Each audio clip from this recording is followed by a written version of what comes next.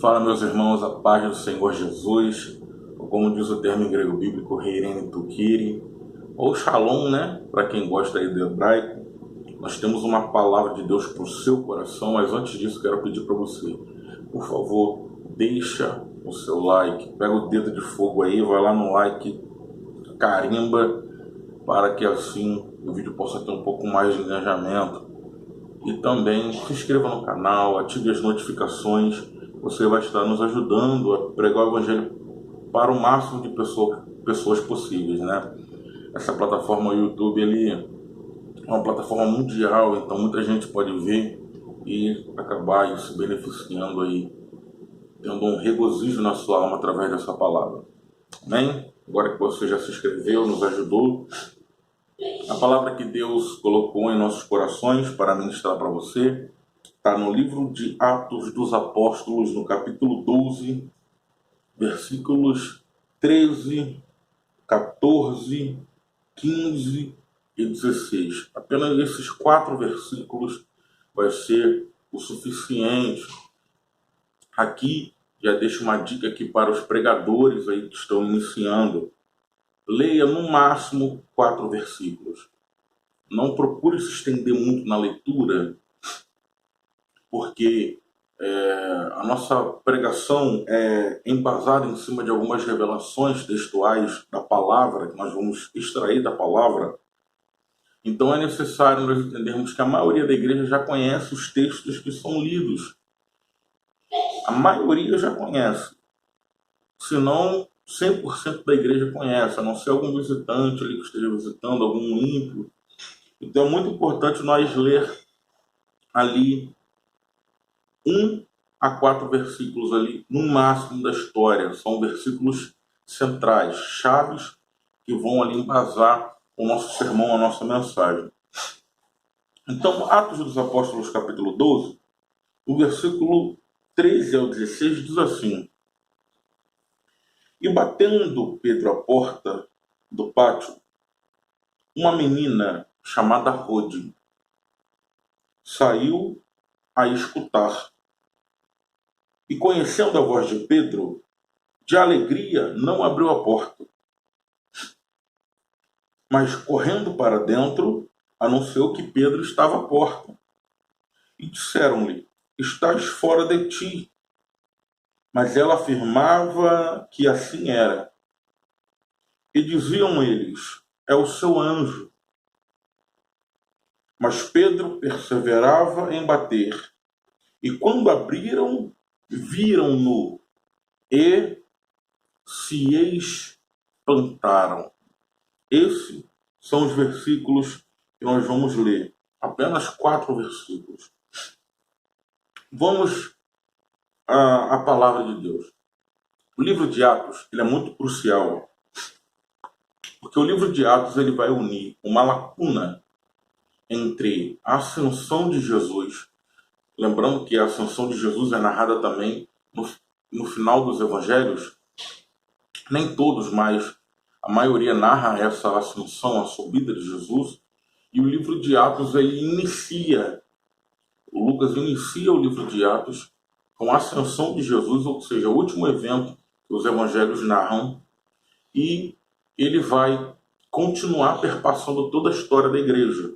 Então o livro de Atos ele é essencial, porque ele vai unir Atos, ele vai preencher uma lacuna entre os evangelhos e as epístolas e as cartas pastorais. É muito importante nós entendermos isso, que o livro de Atos ele preenche um hiato, aonde ele pega a ascensão de Jesus no final dos evangelhos e une aquilo que os apóstolos deixou como regra e base de fé para a igreja, em suas epístolas, em suas cartas. Então o livro de Atos ele encaixa literalmente dentro dessa lacuna. É muito importante esse livro. É um livro histórico. A sua data, literalmente, os teólogos, né, têm discutido bastante sobre isso, mas a data primitiva do livro aí aproximadamente, né, muitos sugerem que é no ano 70 antes da destruição de Jerusalém, até o ano 130 ali no 2º século depois de Cristo. Então nós temos aí literalmente um livro bastante apropriado para a igreja estudar. Agora, nós vamos entender alguns personagens que vai aparecer no livro de Atos. Eu vou detalhar todos esses personagens para você e o ensinamento que esses personagens vão passar. Número 1, Herodes. É importante ressaltar aqui que o capítulo 12 ele inicia falando de Herodes, ele começa falando de Herodes, e é muito importante vermos que esse Herodes aqui é o Herodes Agripa I. Herodes Agripa I. Não é o Herodes da matança dos inocentes, não é o Herodes que mandou cortar a cabeça de João Batista, mas é o Herodes Agripa I. Herodes ele se torna uma síndrome, né, em torno da Bíblia. Se você quiser pesquisar essa mensagem de forma mais aprofundada, é muito importante nós observarmos a síndrome de Herodes na Bíblia aí. Você vai ver que Herodes, por ver que iria surgir um rei, e esse rei ainda estava pequeno, ele manda matar os inocentes. Então ele percebe que quem tem uma probabilidade de ser maior do que ele no futuro. Então, literalmente, Herodes depois manda matar João Batista por causa da sua mensagem, por causa de um pedido alheio. Então, tem uma síndrome que perpassa, uma síndrome que anda em torno desse nome, Herodes. Apesar de significar heróico, né, essa palavra é Herodes, mas os homens que se apoderavam desse título aí, eles literalmente tinham esse nome e esse título, né?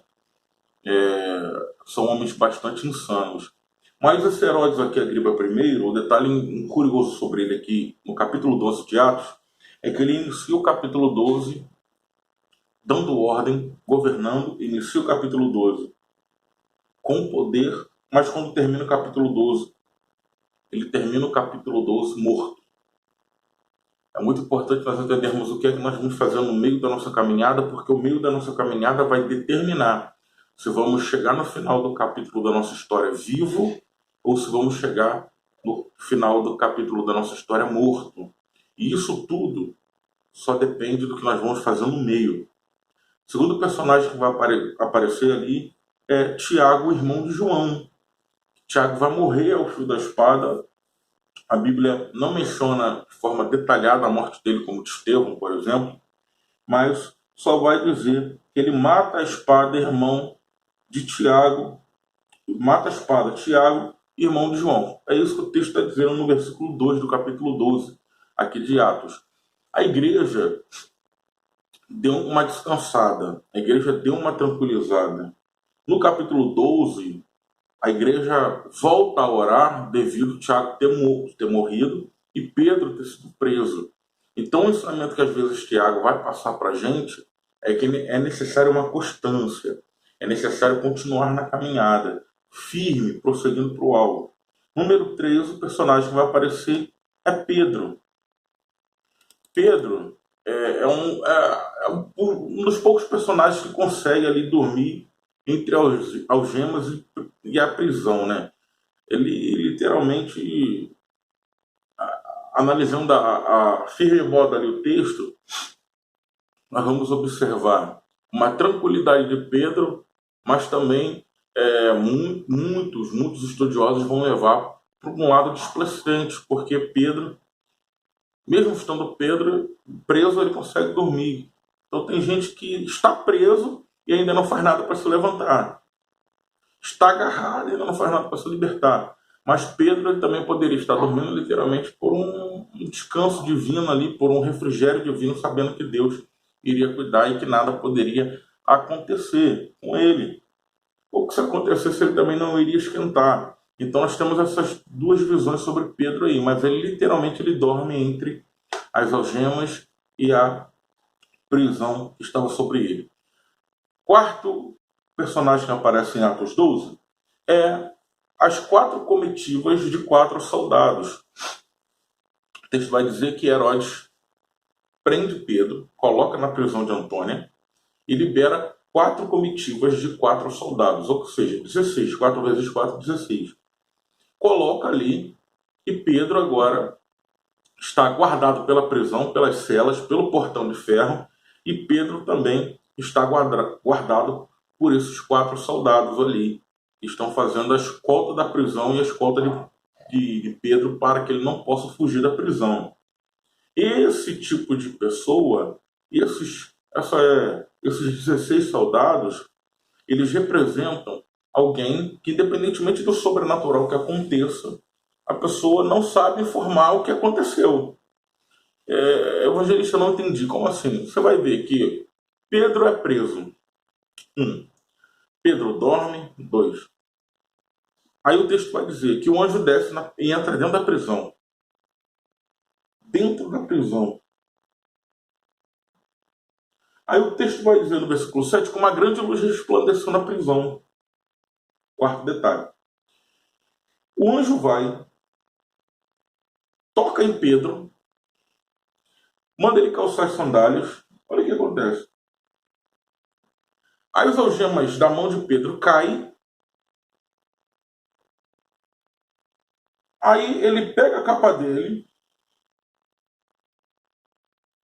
O texto vai dizer, olha só, que eles passam pela prisão, eles passam pelas sentinelas, todas as portas se abrem. Quando chega no último portão, o portão se abre, um portão de ferro muito grande se abre. Depois de tudo isso, Herodes, logo depois, né, do que amanheceu, Herodes pergunta para os soldados assim, versículo 19. E quando Herodes o procurou e não o achou, feita a inquirição aos guardas, mandou-o justiçar. Porque Herodes chega para o povo, isso está no versículo 19. Herodes chega para o povo, para os soldados, melhor dizendo, e pergunta assim, olha, o que aconteceu? O que houve aqui? E eles vão falar, não sei. Não sei, Pedro fugiu, mas como fugiu? Não sei.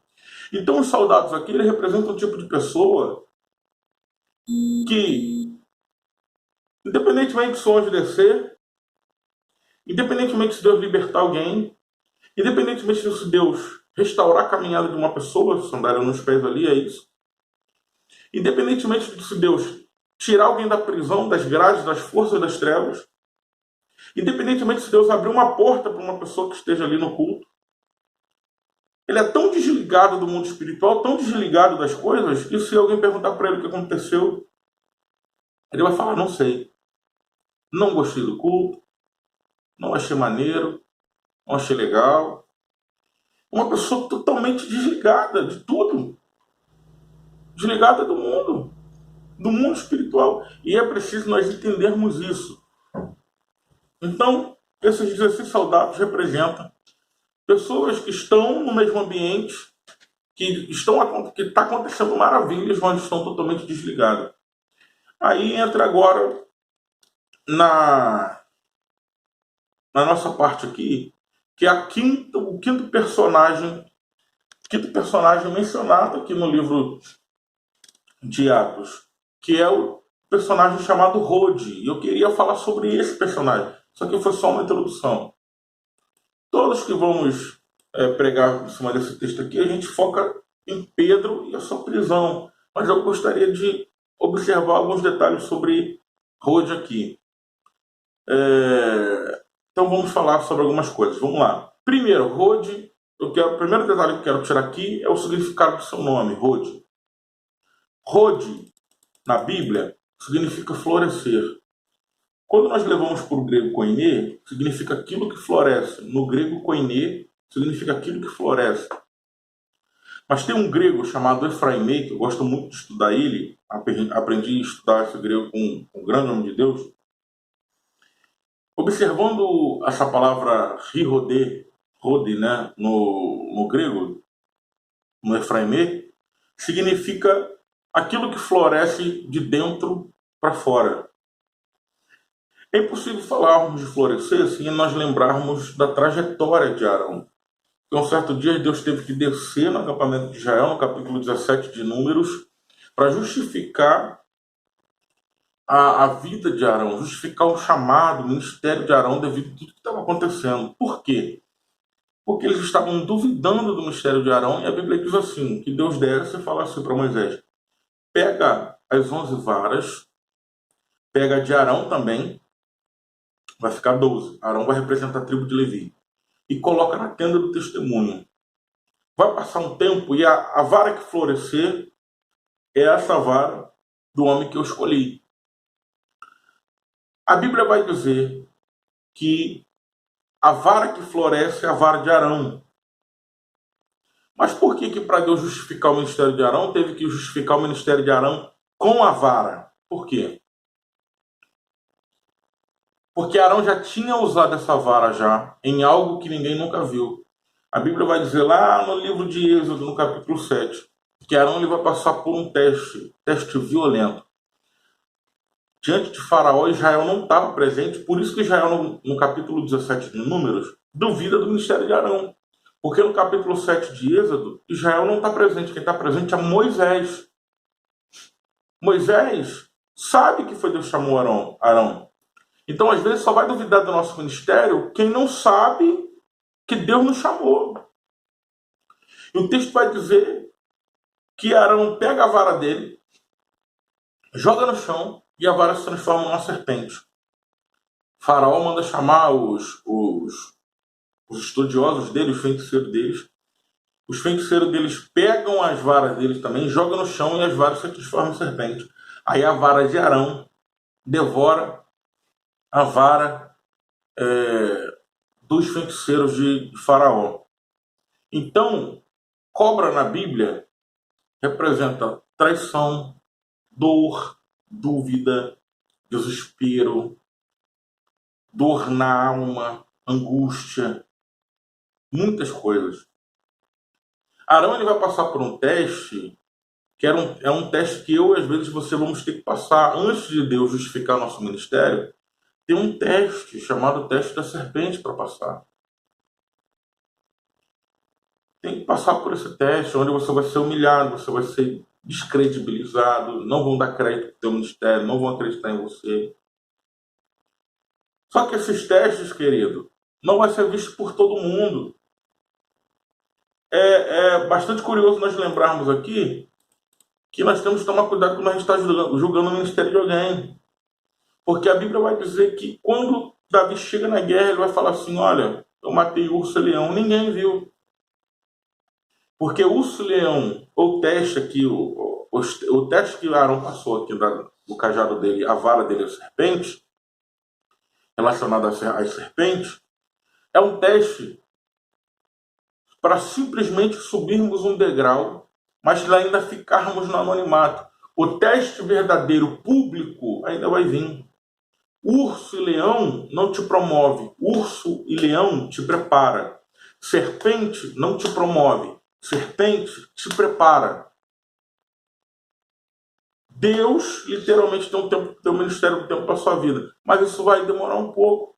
É muito importante nós lembrarmos disso, que vai demorar um pouquinho. Vai demorar no meu e no seu tempo, porque é preciso nós entendermos o tempo de Deus e que Deus está nos preparando para alcançar aquilo que Ele quer fazer na nossa vida.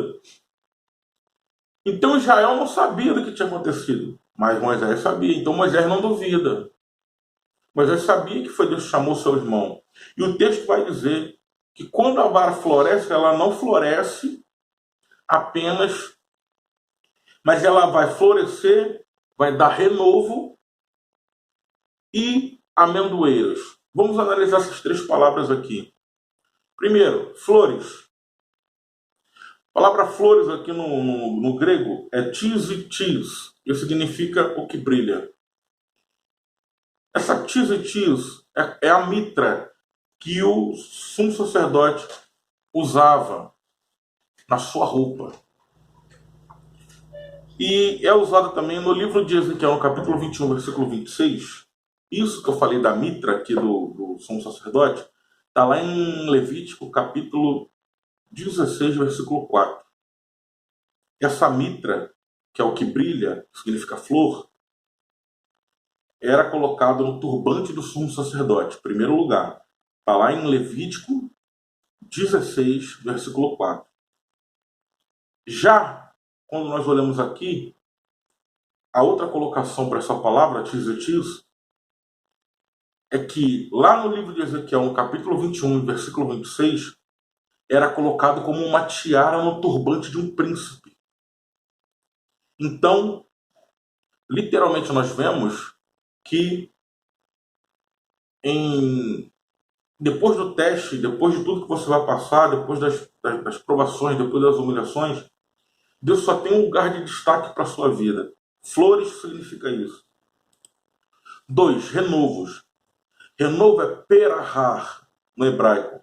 Perahar passa uma intenção de que significa aquilo que dá conexão, porque renovo ficava entre a vara e entre a flor. Então significa conexão. E nós temos que ser conexões de Deus na vida de outras pessoas. Número 3, amendoeira. Amendoeira no hebraico é raged. Lendo no português fica chaged, só que o CH no hebraico tem um som de R, então é rahed. Raged. Raged significa casca impenetrável, basicamente o fruto que você vai dar, o diabo vai tentar derrubar, mas vai se tornar impenetrável, ele não vai conseguir. Então, primeiro detalhe de Rode é o seu nome, florescer.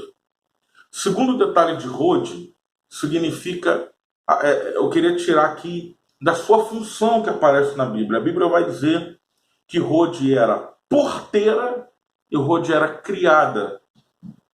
A palavra criada no grego aqui, no koiné, é paidiske. Paidiske significa aquilo que limpa, o que limpa, e criada que cresceu ali. Olha só. Então, de acordo com o paidiske, de acordo com essa palavra, nós vamos ver uma pessoa que cresceu naquela casa de Maria, mãe de João Marcos. Você sabe muito bem que a escravidão e a questão de você ter servos à sua disposição, ela vai cair com o apóstolo Paulo. Paulo fala em Coríntios sobre isso. Tem até a carta de Filemão que fala sobre isso também, onde mostra a história linda de Onésimo, né? Então, mas os judeus ainda tinham servos ainda dentro de suas casas. Agora vamos entender. De acordo com o pai disse, de acordo com essa palavra, ela cresceu ali. Ela cresceu, o Rode cresceu ali. Ela cresceu limpando, cresceu abrindo a porta, cresceu organizando a casa. Aí a salvação chega na casa de Maria, mãe de João Marcos. Ela aceita Jesus, mas ela continua limpando a casa, abrindo a porta, organizando a casa. Ela fazia isso antes e continua fazendo isso depois. Por quê? Eu tirei algumas lições disso daqui. Primeiro, Rode não veio para a igreja ou para a presença de Deus por causa de posição. Por isso que ela continua fazendo a mesma coisa. Porque ela não está querendo posição. Muitas pessoas dentro da igreja estão brigando por posição. Chega a ser ridículo isso. Muitas pessoas estão brigando por posição. Eu quero ser consagrado, eu quero ser isso, quero ser aquilo, eu quero fazer, eu quero aparecer. Eu uso uma falsa hipocrisia muito grande para bajulação de pastor. E a honra e a hipocrisia são sentimentos que, na prática, são quase a mesma coisa. A única coisa que diferencia é aqui dentro. Porque quem olhava para os fariseus orando, falava assim, nossa, que eloquência, que oração. Quando Jesus olha, Jesus fala, olha, eles são hipócritas, estão gritando, está tudo orando, mas é hipócrita, porque Jesus viu o coração. Então, às vezes, o pastor vai ser honrado de forma literalmente benéfica, de forma bíblica, honra mesmo, mas às vezes ele vai ser bajulado por uma falsa hipocrisia que alguém está fazendo para aparecer, querendo posição. E às vezes o pastor não tem discernimento e ele acaba honrando esse tipo de pessoa.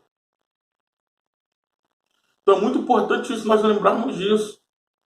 Que a honra e a hipocrisia para aparecer é aqui dentro. Porque na prática é quase a mesma coisa. Pessoas que vão lá e dão de tudo, fazem de tudo, mas só querem aparecer. Faça para Deus, irmão.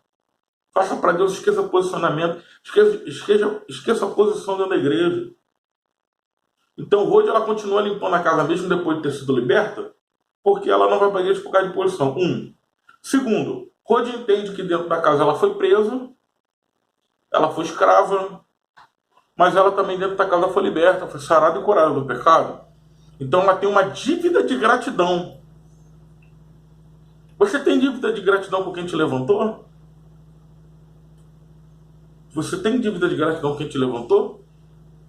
Um pastor, muito homem de Deus, pastor Leonardo Salles, ele falou uma palavra que me tocou muito no coração. Ele disse assim, olha, Moisés e Miriam, Arão e Miriam, um dia estava discutindo com Moisés e falou assim, nós somos usados também, nós somos profeta também. Aí Deus desce e fala assim, olha, com vocês eu falo por visões, por sonhos, com Moisés eu falo face a face. Aí eu comecei a analisar, comecei a ver, através dessa frase do pastor Leonardo Salles, que Miriam, literalmente, só quis ficar debaixo da autoridade de Moisés enquanto era escrava. Enquanto não tinha nome, enquanto era escrava, enquanto não tinha nome, enquanto não tinha título de profetisa, enquanto a família dela era totalmente sem nenhum tipo de posicionamento. Não tinha conhecimento nenhum. Joquebede e Anrão, não tinha.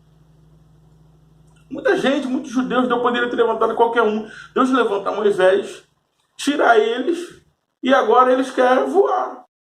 Miriam quer voar. Por quê? Porque Moisés poderia ter falado para Miriam, olha, engraçado, você é tão profeta, porque quando você estava apanhando, tomando chicotada lá, sua unção não foi o suficiente para te tirar do Egito. Porque tem gente que só vai te honrar enquanto é escravo, enquanto não tem nome, querido. Aí o texto vai dizer de forma muito clara que depois ela quer se levantar, meu irmão, vai honrar quem te levantou, vai honrar quem te consagrou. Eu morava numa cidade no Rio de Janeiro, que lá a cidade era assim, os pastores precisando, né? Aí você chegava, passava 6 meses, o cara te consagrava pastor. Muitos pastores lá foram levantados assim. Muitos pastores foram levantados assim. Aí passava 6, 7 meses você ajudando pastoria, o cara, pum, presbítero, pum, evangelista, pum, pastor. Eu não fui consagrado lá não, tá? Eu não fui ungido por nenhum pastor lá. Aí depois o camarada saía e botava uma igreja na outra esquina. E, literalmente. Aqui, você está aqui, o pastor te consagrou, passou 6, 7 meses, um ano depois, te consagrou pastor. Aconteceu o problema, ele pega e bota uma igreja aqui na outra esquina. Vai consagrar a casa que te honrou, rapaz. Tenha gratidão. Então, 2, é porque Rode, dentro da casa, foi preso, escravo, mas também foi liberto e curado do pecado. Número 3, Rode não está na casa ou na presença de Deus por causa de algum sentimento. A igreja estava em depressão. A igreja estava chorando, porque Pedro poderia correr risco de vida. Estava correndo risco de vida e poderia morrer. Aí a Bíblia vai dizer que Rode fica feliz. Rode fica feliz quando escuta a voz de Pedro. Então Rode sentiu dentro da casa 2 sentimentos, de tristeza e de felicidade. Mas ela não saiu de dentro da casa. Ela continuou de dentro da casa. Porque crente não é movido por sentimento. Crente não é movido por choradeira, por chororô, por provação, por luta. Eu estou bem, eu estou lá. E tudo desaba, eu quero desviar e largar a fé. Não, não. Crente tem fundamento, filho. Crente tem fundamento, irmão. A fé é o firme fundamento. É o que a Bíblia diz. Número 4. Rode perde a oportunidade de abrir a porta porque fala demais. Ela vê, opa, ou melhor, escuta. Não, calma aí. Eu vou entrar para dentro da casa e vou anunciar. Se ela tivesse abrido a porta e falasse, Pedro tá aí. Quando eles falavam, não tá, todo mundo ia ver, não ia ter como nem falar. Mas ela preferiu argumentar dentro da casa do que fazer. Tem gente que prefere falar muito e fazer nada. Falar muito e faz nada, não. Passa a fazer mais e falar menos. 5. Rode fica feliz, mas não abre a porta. Existem milhões de pessoas. Muitas pessoas que vão passar na tua vida. Vão ficar felizes quando Deus te levantar, quando Deus te exaltar. Mas ela teve a oportunidade de abrir a porta. E não foi ela que abriu. Porque não importa o sentimento. Você vai ficar feliz, você vai ficar triste, irmão. O importante é abrir a porta. Abre a porta pro teu irmão. Aí depois que você abrir a porta, depois que você fizer, vai ficar mais fácil. Literalmente você se regozijar com ele. Esse vídeo aqui está se prolongando, tem 30 minutos. Se vocês quiserem, eu faço já uma segunda parte aqui dessa palavra. Então, estou na segunda característica aqui, que é sua função, que ela era porteira e criada. Se vocês quiserem, comenta aqui embaixo. Segunda parte da história de Rode, eu tenho muita coisa para falar ainda. Mas por enquanto nós vamos ficando por aqui. Deus abençoe vocês. Se inscreve no canal e compartilha esse vídeo aí. E até a próxima, em nome de Jesus. Amém. Tchau, tchau.